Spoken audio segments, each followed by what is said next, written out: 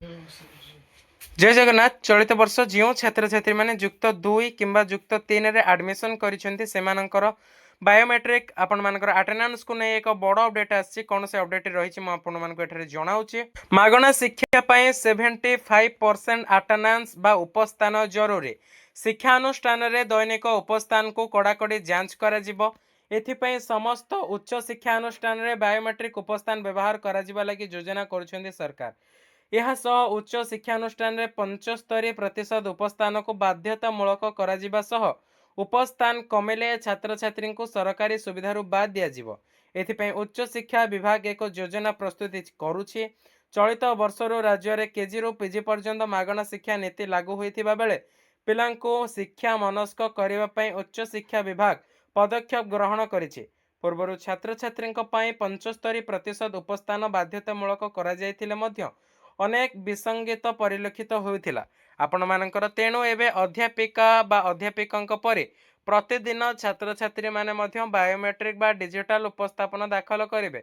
एथिपाई खिलाफ कले कार्यानुष्ठान आपण मानक बाध्य आपण मानकर कौन हम ना कार्य खिलाफ हेले कार्यानुष्ठान बाध्य योजना प्रस्तुति होइछे।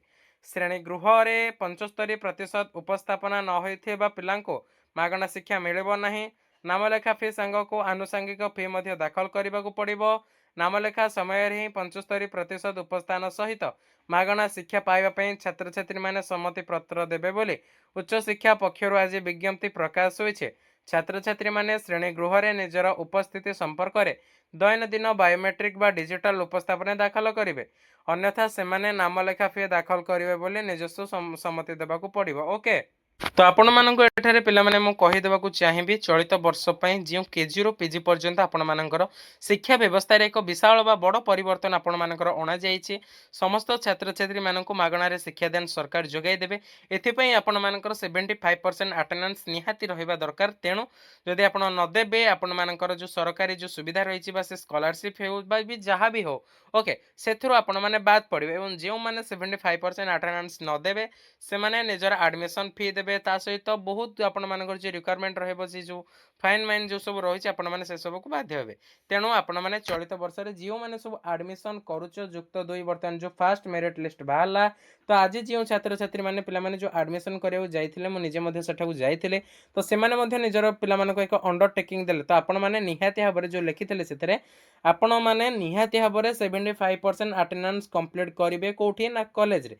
जदि आपण माने न देबे 75% अटेंडेंस से पिला माने आपण मानकर जो फी रखिछन्ती जो फिक्स रखिछन्ती कोन ना जो फाइन रखिछन्ती ता रखिछन्ती पिला माने 5000 टंका।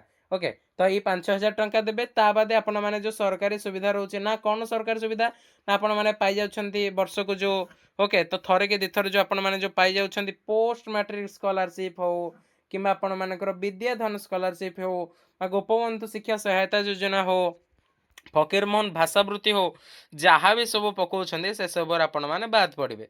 तेणु मु कहि रखुची पिला माने जो माने चलित वर्ष एडमिशन करिसंती ओके तो से माने निजर 75% अटेंडेंस ठीक भाव में दियंतु। जदियो किसी प्रोब्लेम होची जो ग्राउंड देखिकी पिला माने आपण लीव मध्ये होई परिबे किंतु पाठ पढ़ारे पिला माने जमा भी खिलाफ करिवो ना। ओके, तो ये थिला आपण मानकर अपडेट वीडियो भल लागिथिला लाइक कमेंट और सब्सक्राइब करी बेल नोटिफिकेशन को ऑल सिलेक्ट करियो जमा भी भूलिबो नाही।